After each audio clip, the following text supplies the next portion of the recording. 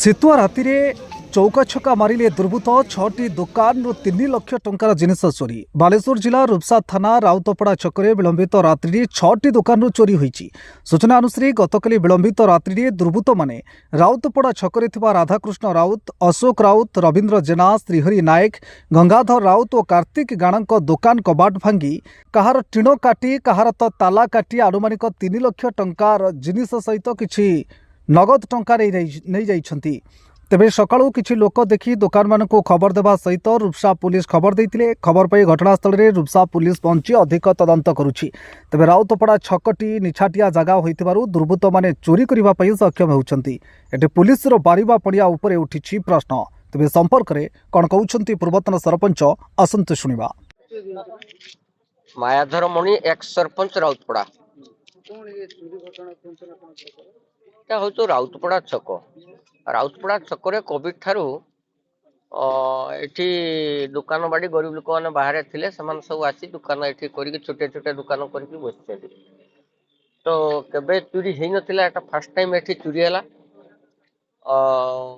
ବିଭିନ୍ନ ଦୋକାନ କରିଛନ୍ତି, କିଏ ଫଳ ଦୋକାନ, କିଏ ତେଜରାତି ଦୋକାନ, କିଏ ପରିବା ଦୋକାନ, ଚା ଦୋକାନ, କସ୍ମେଟିକ୍ ଦୋକାନ ଇତ୍ୟାଦି ଦୋକାନ 5-6ଟା 7ଟା ଦୋକାନ କାଲି ଚୋରି ହେଇଛି।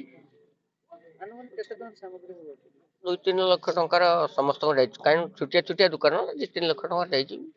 ତାଙ୍କର ଦୋକାନ ଛୋଟ ଆଉ ବେଶୀ ଆସିବ। ପୁଲିସ ଆସିଥିଲେ, ପୁଲିସକି ମୁଁ ଖବର କରିଥିଲି, ପୁଲିସ ଆସିଥିଲେ ତଦନ୍ତ କରି ଯାଇଛନ୍ତି। ପୁଲିସକି ମଧ୍ୟ ମୁଁ ଏକଥା କହିଛି ଯେ ୟାକୁ ଭଲ ଭାବରେ ତଦନ୍ତ କରି ଚୋରି ଯିଏ ତାକୁ ଧରିବାର ବ୍ୟବସ୍ଥା କରନ୍ତୁ ଏବଂ ଏଠି ପେଟ୍ରୋଲ ଡ୍ୟୁଟି ଟିକେ ଦିଅନ୍ତୁ। ସରକାରଙ୍କ ଦ୍ୱାରା ଯାହା ଅଛି ତାକୁ କୁକୁର ଫୁକୁରଠୁ ଆରମ୍ଭ କରି ଯାହା ଅଛି ତାକୁ ଆଣି ଏଠି ସାଇଣ୍ଟିଫିକ ଟିମ୍ ଆଣି ତାକୁ ତଦନ୍ତ କରିବାର ବ୍ୟବସ୍ଥା କରନ୍ତୁ। ଏଟା ସରକାରଙ୍କ ପାଖରେ ଆମର ଦାବି ରହିଲା। ଏବଂ ଏଠି ପେଟ୍ରୋଲ ଡ୍ୟୁଟି କି ପ୍ରକାର ପୂର୍ବରୁ କାଳେ କେତେବେଳେ କାମ ଆସୁଥିଲେ, ଆଉ ସେମିତି ବି ଆସୁନାହାନ୍ତି। ତେଣୁ ଏଠି ତଦନ୍ତ କରିକି ଆମର ଦାବି ରହିଲା, ତଦନ୍ତ କରିକି ଠିକ ଭାବରେ ନିଆଦିଆଯାଉ, ପେଟ୍ରୋଲ ଡ୍ୟୁଟି ବି କରାଯାଉ, ଏତିକି ଆମର ମୋ ନାଁ ନଗେନ୍ଦ୍ର ଜେନା, ଘର ରାଉତପଡ଼ା, ପଞ୍ଚାୟତ ମଧ୍ୟ ରାଉତପଡ଼ା। ଚୋରି ଘଟଣା ଏଇ ଛକରେ କାଲି କ'ଣ ହେଇଛି, ରାତିରେ ଚୋରମାନେ ପ୍ରାୟ ମଧ୍ୟରାତ୍ରି ସମୟ କି 12ଟା ଖଣ୍ଡ ସମୟରେ ଚୋରମାନେ ବିଭିନ୍ନ ଦୋକାନ ପ୍ରାୟ 6-7ଟି ଦୋକାନ ଭାଙ୍ଗିଛନ୍ତି। 7ଟି ଦୋକାନ ଭାଙ୍ଗିଛନ୍ତି। ଭାଙ୍ଗିକି ବିଭିନ୍ନ କାହାର କବାଟ ଭାଙ୍ଗି ଦେଇଛନ୍ତି।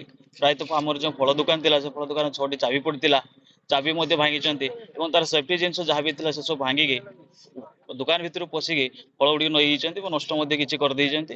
ଏବଂ ଦୋକାନ ତାର ଯେଉଁ ପାଲି ଥିଲା, କଣ୍ଟାରେ ଯେଉଁ ପାଲି ଥିଲା ତାକୁ ସେ ନେଇଯାଇଛନ୍ତି। ପ୍ରାୟତଃ ଫଳ ଦୋକାନ କହିବାକୁ ଗଲେ ପ୍ରାୟ ସବୁ ଦୋକାନ ପ୍ରାୟ 3 ଲକ୍ଷ ଉପରେ ଦୋକାନ ଚୋରି ହେଇଛି। ଆଉ ପାନ ଦୋକାନ, ତା ସହିତ ଏଠି ଆମର ଚାହା ଦୋକାନ ଥିଲା, କସ୍ମେଟିକ୍ ଦୋକାନ, ସବୁ ପ୍ରକାର ଦୋକାନ ଥିଲା।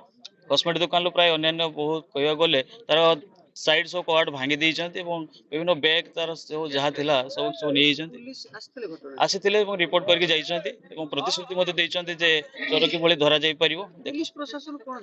ଦାବି ରହିବ କି ଏଇ ରାତ୍ରି ସମୟରେ କେମିତି ଆମର ପେଟ୍ରୋଲିଂ କରାଯାଇ ପାରିବ ଏବଂ ଏଠି କିଛି ସୁରକ୍ଷା ବ୍ୟବସ୍ଥା କିଛି କଲେ ଯେ ଦୋକାନ ବାଡ଼ି ରହୁଛି କିଭଳି ତାର ସିକ୍ୟୁରିଟି ଆଗରୁ ଆସୁଥିଲା, ଏବେ ତ କାହିଁ କିଛି ଆସିନାହିଁ। ଆମେ ଦାବି ରଖିଛୁ ସନ୍ଧ୍ୟା ରାତିରେ ଆସନ୍ତି, ଆଉ ଆଗରୁ ସନ୍ଧ୍ୟାରେ ଆସୁଥିଲେ।